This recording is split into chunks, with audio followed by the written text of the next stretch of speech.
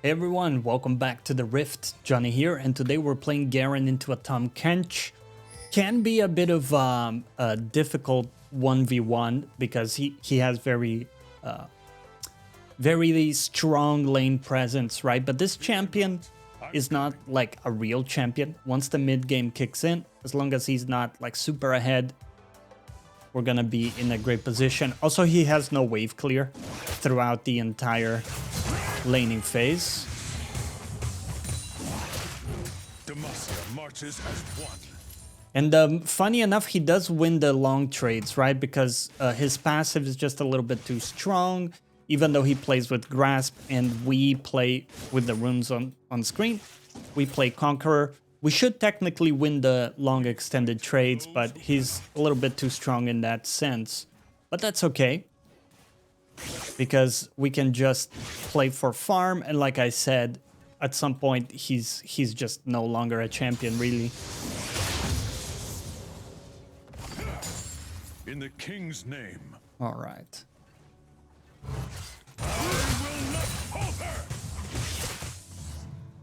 So we want to keep track of the passive stacks, right? Like right now the passive stacks have fallen off, so we can go back in again. Go kind of in and out, trying to respect the stacks mostly. Always stop the spin, by the way. It's something that has happened to me a lot in my time playing the game as Garen, is that you spin on that cannon and very often you lose it because the spin is not very reliable to get the cannon. So one thing we're gonna do here is, instead of letting it bounce back to me, I'm going to more or less maintain pressure here. And my intention is to get level 4 before he does. And then at that point, we can look for a reset, buy some items, and hopefully have a nice item advantage. So once again, we can use my E to trade into him and wave clear, so that we're regaining pressure in the lane here. Kayn is also around topside, but Kayn is kind of like the worst champion in the game this early. Okay. I do see Graves there, but it's just not a very high threat champion right now for me. In combination with the Tahm kench, as long as I don't get super caught out, right?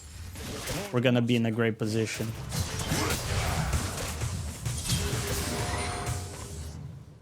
Once again, keep track of the stacks.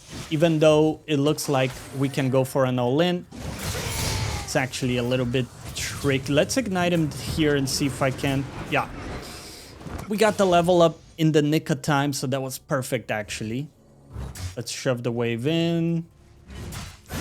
Now, another thing we can do is get into some proxy here, because, again, Tahm kench does not have wave clear, right? So one way we can exploit that weakness is by going for wave clear pretty early. I think what I'm gonna do is just get the berserkers greaves. Gives me a lot more playing room, right, with the move speed. And then we go straight into that as well, get some more attack speed. So we'll try to get the Tiamat next, so we can get into a bit more of a rhythm here. Always, when you go back, press tab, right, and ask yourself, hey, what's going on in the game? What's sort of the next objective? We see that Drake is spawning soon, so we'll keep an eye on that. Not a lot of action, right, so far, I mean, in this game. And actually, we have the only kill, which is kind of rare, I guess. Okay. So I'm gonna choose to play it slow until I know whether Graves is going for the Drake, or he might be topside looking for a kill on me. It's also possible. All right. Never forget.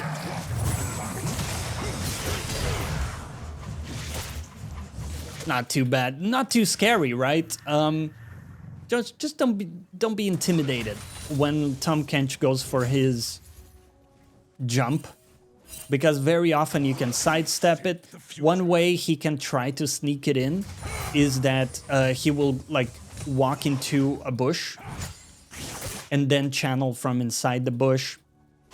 And remember, when your minions are dead, then he has an easier time landing Q, so just sort of respect that. You're gonna be fine. The Drake is still up, by the way, and enemy is not playing for that, so he might be topside. Always good for us to kind of assume the worst in these cases. And I do want the wave to eventually start pushing back into him. So if I find a good trade, what I'm gonna do is I'm gonna damage the wave while also damaging him. Of course, he's playing pretty safe here, respecting me. But there we go. Get a small trade and set the wave into a bit of a slow push. Marches as one. We have like full autonomy in terms of what we want the wave to look like, because we have E, right? So we have pretty much full control here. You can see like he's playing quite aggressive towards this side. So it's making me think that Graves is nearby. I know he just wants to hold the wave there, but it is something we have to be careful with. Yeah. Once again, the Drake is still up. And we don't necessarily see Graves going for it, right? So what could that mean? There's a good chance that Graves would be around topside. That is the only reason I'm not like looking for a proxy here in this case. Also remember that if he gets the ult and he's able to like E2, put you under tower, you're gonna have a really bad time, right? Okay, so now we do see the Graves and we have permission to do what we want here. So yeah, he's trying to hold the wave there, but what I can do is just proxy the next one.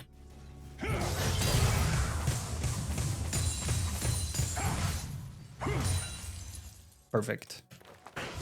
And let's go back. I'll go get my Tiamat, make things a lot easier for me as well.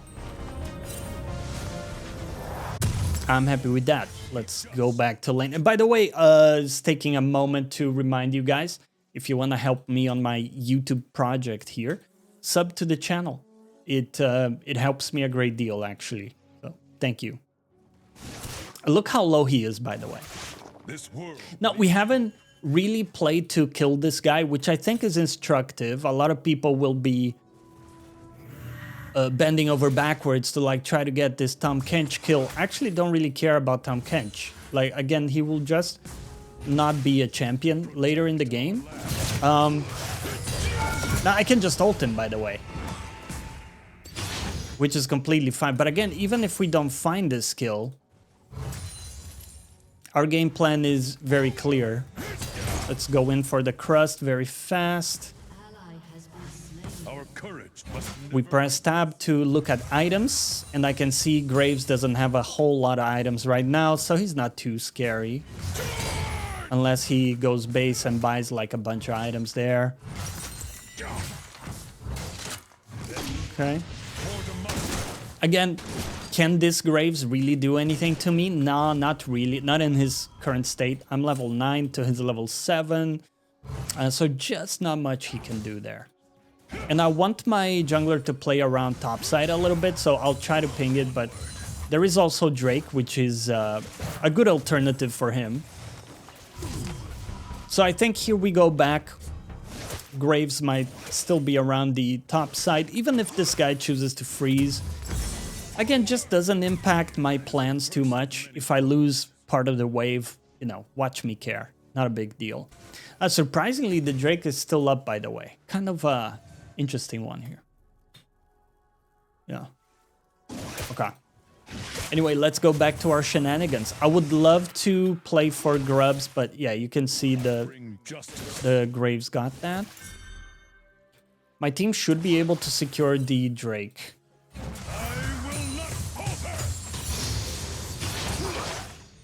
Yeah.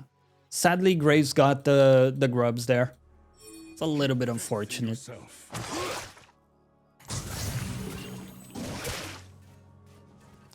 Dodge those Qs, man. That's the name of the game. Now, it's very likely that Graves is going bot, right? Why he took his camp stop lane before, he took the grubs. I mean, there's not a whole lot for him probably around top side. So fair assumption that he's going there. I can see his camps are taken here. So I'll see if I can find a rotation on the Azir. Check his items. He's very weak right now. So definitely high chance of getting something here. Oh, okay.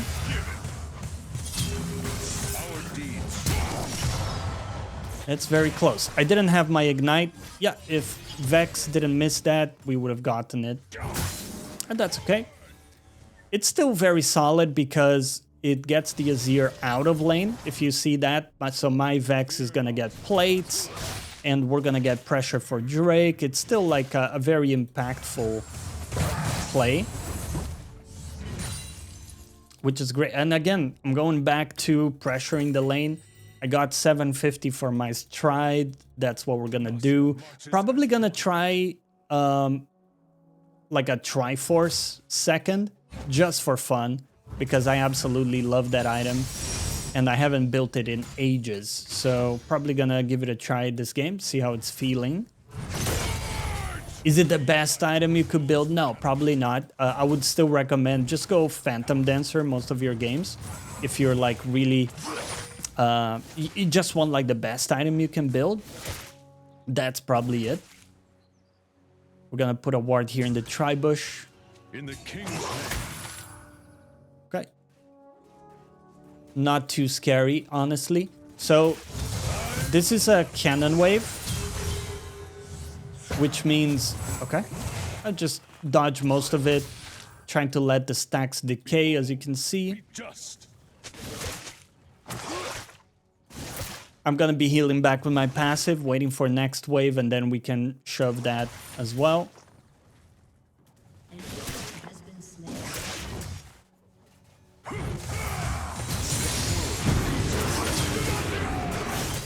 Okay.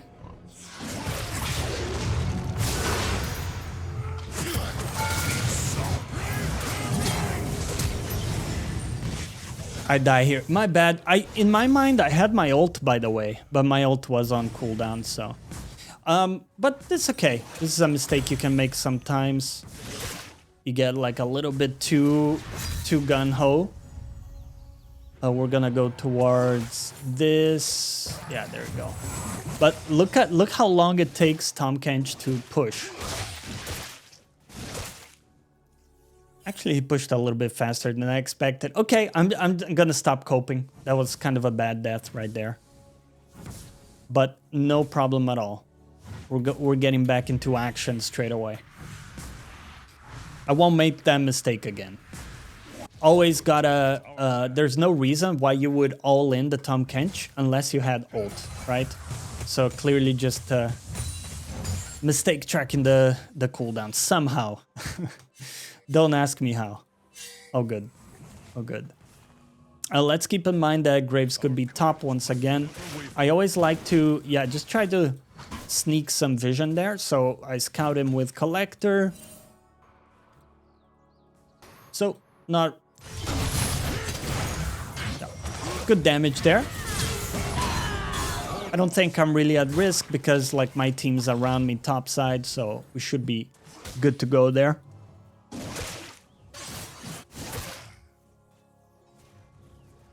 Let's see, I would love to progress into that tower actually. Forge onward. When the tower goes down, it really opens the map for us to be able to do more stuff, get more active in the game. So that's also gonna be my goal here. Okay. Unfortunately, I missed my cannon. Okay.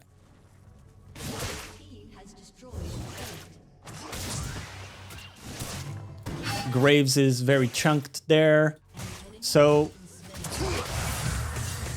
I think we're just going to look for the tower crust. Dodge that. Q for move speed. And the Vi is gonna be chasing me here. Vi, of course, is a support in this case, so she doesn't do that much. Keep faith in yourself. I wonder if she's going to be here. Remember, it's also coming at a cost. Like when their support is roaming and playing against us like this, it's also coming at a cost to them. Or like the rest of their team, if that makes sense, right? And now Vi is back bot. This is my timer to get even a little bit more damage, hopefully.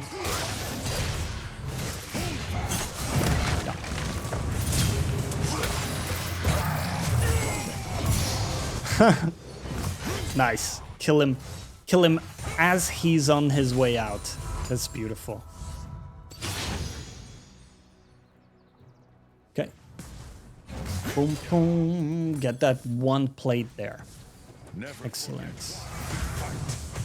There's no like big objective or anything that we would want to go for, so... Oh.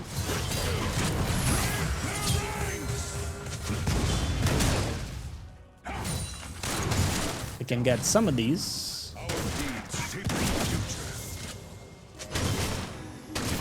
Yeah, good. We can kind of smell the gank there, based on the body language from Graves.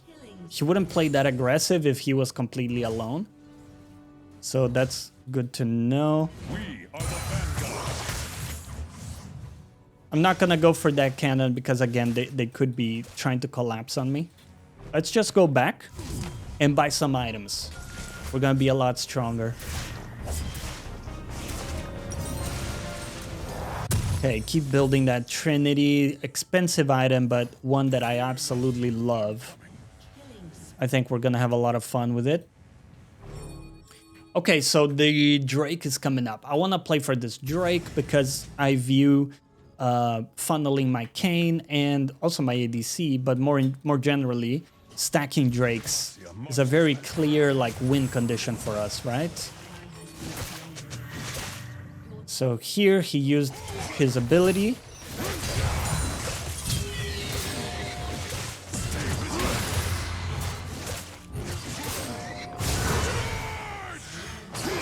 Okay. We fight for those who cannot. Oh, good.